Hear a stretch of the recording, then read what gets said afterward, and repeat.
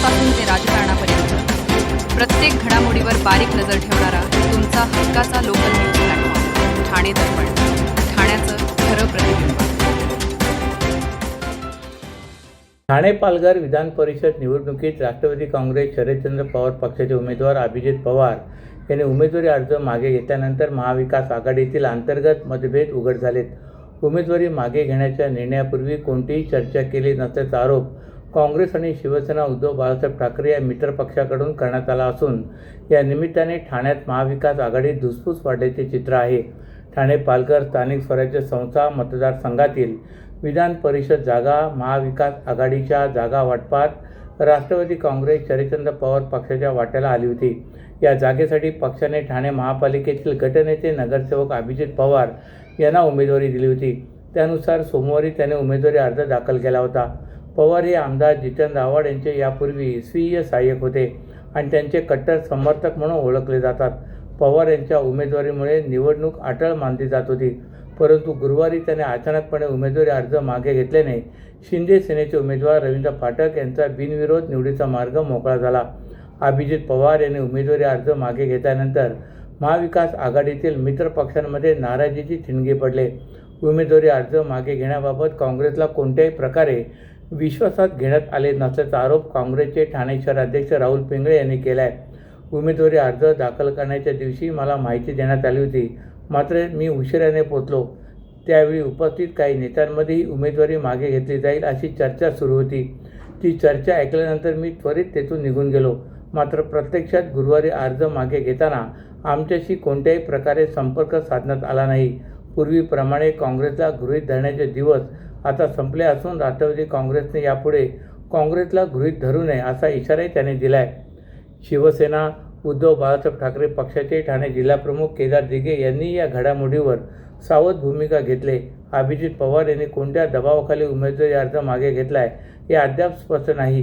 राष्ट्रवादी काँग्रेसचे वरिष्ठ नेते जितेंद्र आव्हाड आणि मनोज प्रधान यांच्याशी चर्चा केल्यानंतरच यावर भाष्य करणे योग्य ठरेल असे त्यांनी सांगितले. विधान परिषद निवडणुकीतील इतर मतदारसंघांमध्येही महाविकास आघाडीतील उमेदवारांच्या माघारीवरून वाद सुरू असतानाच ठाण्यातही त्याचे पडसाद उमटलेत.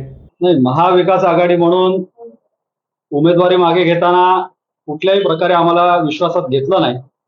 परंतु फॉर्म भरण्याच्या वेळी त्यांनी ज्यावेळी कॉल केला की आपल्याला फॉर्म भरायला जायचं आहे, काहीशा उशिराने मी त्या ठिकाणी पोहोचलो आणि सर्व नेते मंडळी राष्ट्रवादी काँग्रेसची त्या ठिकाणी जिल्हाधिकारी कार्यालयाच्या इथे उभी होती आणि बाईट चालू असताना त्यांच्या मागे उभे असलेल्या नेत्यांमध्ये कुजबूज आली की हा फॉर्म कुठेतरी मागे घेतला जाईल. त्यामुळे क्षणाचाही विलंब न लावता मी त्या ठिकाणाहून निघालो. कारण राष्ट्रवादी काँग्रेसची पूर्वीची भूमिका पाहता काँग्रेसची राजकीय वाताहत करण्यामध्ये राष्ट्रवादी काँग्रेसचा हा सिंहाचा वाटा राहिलेला आहे. त्यामुळे ठाणे शहरातील राष्ट्रवादी काँग्रेसने यापूर्वीसारखं काँग्रेसला या ठिकाणी गृहीत धरू नये. सर, या संदर्भात आपलं काही राष्ट्रवादीच्या नेत्यांशी काही बोलणं झालंय का? त्यांचा काही तुमच्याशी संपर्क साधण्यात आलाय? नाही, कुठल्याही प्रकारचा संपर्क त्यांनी आमच्या बरोबर साधलेला नाही. यापूर्वीची मी जसं म्हटलं की बात निकलेगी तो दूर तक जाएगी, या आधीच्या अनेक गोष्टी आहेत. परंतु आमच्या कार्यकर्त्यांमध्ये महानगरपालिकेला जशा पद्धतीची वागणूक आम्हाला देण्यात आली आणि आमचे ठाणे शहरामध्ये जे आमचे 2 नगरसेवक होते ते 2 नगरसेवक सुद्धा राष्ट्रवादी काँग्रेसने आपल्या चिन्हावर त्या ठिकाणी लढवले आणि काँग्रेसला शून्य करण्याचं काम त्या ठिकाणी केलं गेलं. म्हणून एक ठाणे काँग्रेसचा अध्यक्ष म्हणून स्वतः वैयक्तिकरित्या आणि आमच्या कार्यकर्त्यांमध्ये अत्यंत उद्वेगाची अशी भावना या ठिकाणी. महाराष्ट्र राज्य विधान परिषद सार्वत्रिक निवडणूक 2026 मध्ये ठाणे पालघर मतदारसंघातून शिवसेनेचे माजी आमदार रवींद्र फाटक तर यवतमाळ मतदारसंघातून दुष्यंत चतुर्वेदी हे शिवसेना, भाजपा, राष्ट्रवादी काँग्रेस, अजित पवार गट आणि RPI महायुतीचे उमेदवार म्हणून बिनविरोध विजयी झालेत. महाराष्ट्र राज्य विधान परिषद सार्वत्रिक निवडणूक 2026 मध्ये ठाणे पालघर मतदारसंघातून माजी आमदार रवींद्र फाटक यांची बिनविरोध निवड झाल्यानंतर ठाण्यात उत्साहाचे व आनंदाचे वातावरण पाहायला मिळाले. या विजयाचा आनंद साजरा करण्यासाठी टेंबेनाका परिसरात शिवसेना पदाधिकारी, नगरसेवक आणि कार्यकर्त्यांकडून जोरदार जल्लोष करण्यात आला.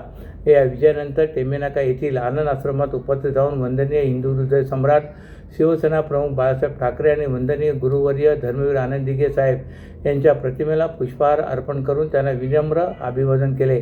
तसेच यावेळी त्यांच्या प्रतिमेला गुलाल लावला. यानंतर या दोन्ही विजयी उमेदवारांना पुष्पगुच्छ देऊन त्यांचे अभिनंदन केले. तसेच सर्व शिवसैनिकांच्या साथीने विजयी जल्लोष साजरा करण्यात आला.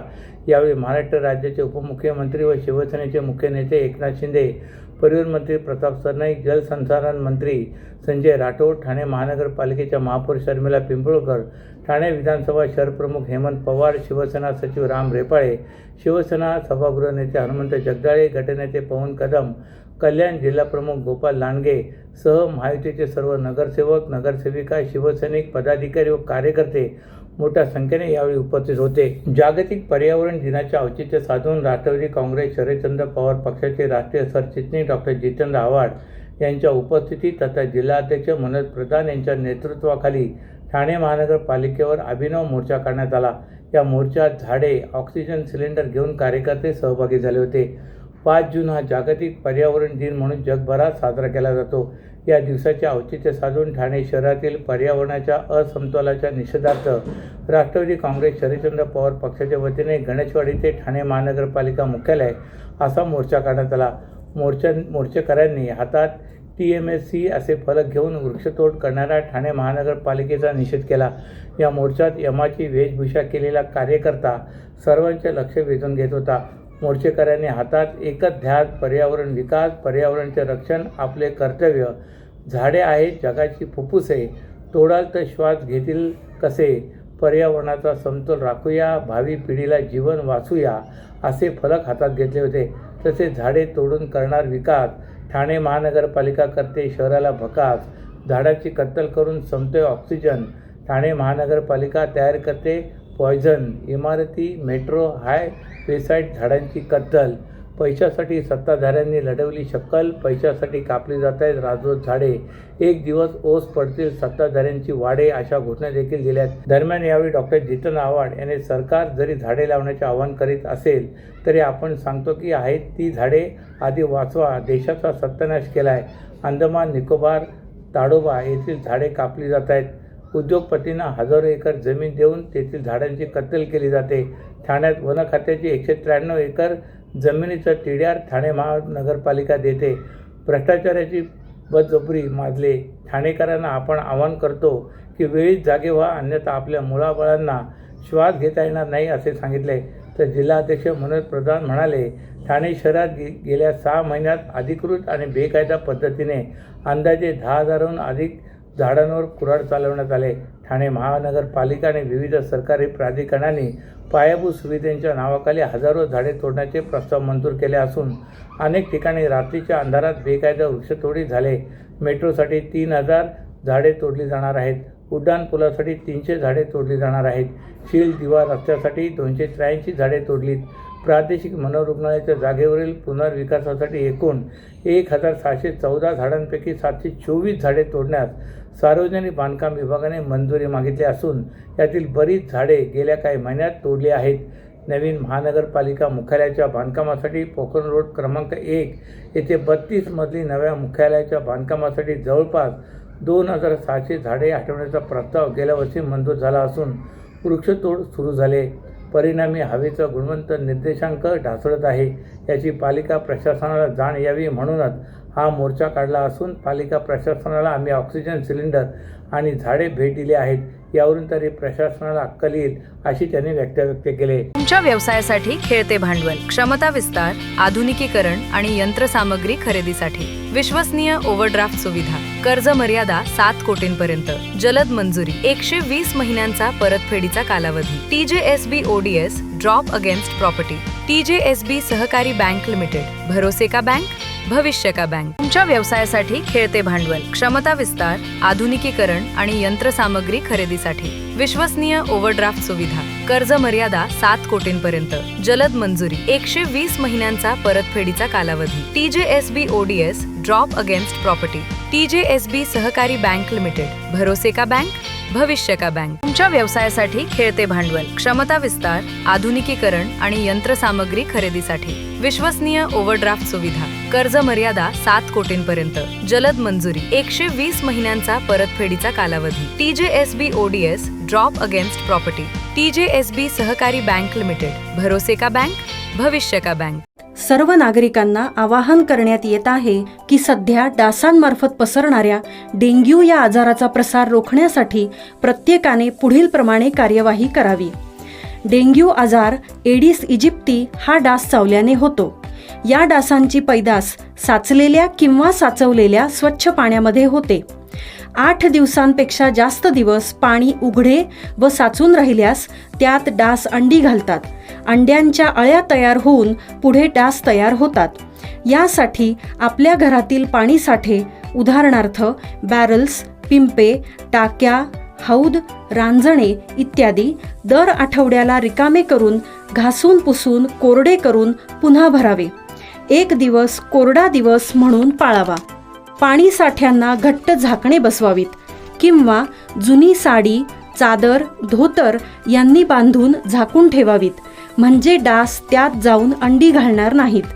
घराच्या गच्चीवर, आजूबाजूला, अंगणात कोठेही पाणी साचू देऊ नये. भंगार सामान उघड्यावर टाकू नये. उदाहरणार्थ टायर्स, प्लास्टिक सामान, कुंड्या, टाकाऊ वस्तू इत्यादी. अशा सामानात पावसाचे पाणी साठून त्यात डेंग्यूच्या डासांची पैदास होते. घरातील कूलर्स, फ्रीजच्या पाठीमागील ट्रे हे देखील वेळोवेळी कोरडे करावेत. लक्षात ठेवा, नुसत्या फवारणीने डास घनता कमी होत नाही, तर त्यासाठी डास पैदास ठिकाणे नष्ट करणे ही आपल्या सर्वांची जबाबदारी आहे. कोणताही ताप अंगावर न काढता जवळच्या शासकीय रुग्णालयात मोफत औषधोपचार घ्या.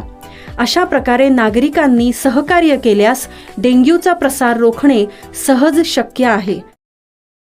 सावरकरनगर येथील म्हाडा वसाहत परिसरात काल 16 महिन्याच्या मुलाच्या अपहरणाचा प्रयत्न करण्याचा प्रकार उघडकीस आला. या प्रकरणी वर्तकनगर पोलीस ठाण्यात गुन्हा दाखल झाला असून पोलिसांनी भगवान बेहरा याला अटक केले. सावरकरनगर येथील म्हाडा वसाहतीतील एका गृहसंकुलाजवळ मुलगा खेळत होता. त्याचवेळी भगवान हा इथे आला व त्याने मुलाला उचलण्याचा प्रयत्न केला. त्याचवेळी परिसरातील रहिवाशांनी मुलाची आई तेथे आली.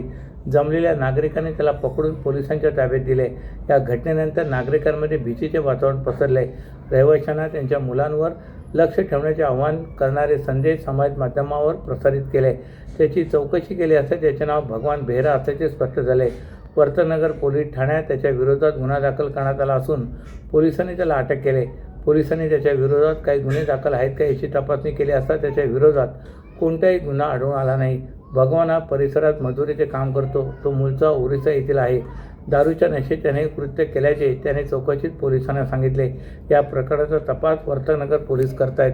ठाणे महानगरपालिका निवडणुकीनंतर 4 महिने उलटूनही प्रभाग विकास आणि सुधारणा निधी उपलब्ध होत नसल्यामुळे राष्ट्रवादी काँग्रेस शरदचंद्र पवार पक्षाच्या नगरसेवकाने महापौरांकडे आगळीवेगळी मागणी केली. मानधन नको, आधी विकास निधी द्या अशा स्वरूपाची मागणी त्यांनी केली. ठाणे महापालिका निवडणुकीनंतर 4 महिने उलटूनही प्रभाग विकास आणि सुधारणा निधी उपलब्ध होत नसल्याने विकास कामांचा खोळंबा झाला आहे. नागरिकांच्या रोषाला सामोरे जावे लागत आहे, अशी मागणी राष्ट्रवादी काँग्रेस शरदचंद्र पवार पक्षाचे नगरसेवक सुधीर भगत यांनी महापौरांकडे पत्राद्वारे केले. ठाणे महानगरपालिकेची सार्वजनिक निवडणूक पार पडून 4 महिने संपुष्टात आलेत, परंतु आजपर्यंत प्रभागातील कामे करण्याकरिता कुठल्याही प्रकारची प्रभाग विकास निधी आणि प्रभाग सुधारणा निधी उपलब्ध झालेला नाही. त्यामुळे प्रभागातील विकास कामं ठप्प झालीत. नागरिकांकडून रस्ते, गटार, पाणी पुरवठा आणि अन्य मूलभूत सुविधांबाबत सातत्याने मागण्या होत असताना त्यासाठी आवश्यक निधी उपलब्ध होत नसल्याने नगरसेवकांना नागरिकांच्या रोषाला सामोरे जावे लागते. अति आवश्यक कामे होत नसल्यामुळे प्रभागातील जनतेत आक्रोश निर्माण झाला आहे, असे त्याने म्हटले आहे. तसेच शहरातील अनेक विकास कामांचा पुरता बोजवारा उडाला आहे. त्यामुळे आधी विकास निधी द्या, हवं तर नगरसेवकांचे मानधन रोखा, अशी मागणी त्यांनी केली. अशाच नव्या आणि ताज्या बातम्यांसाठी ठाणे दर्पणच्या पेजला लाईक करा आणि फॉलो करायला विसरू नका.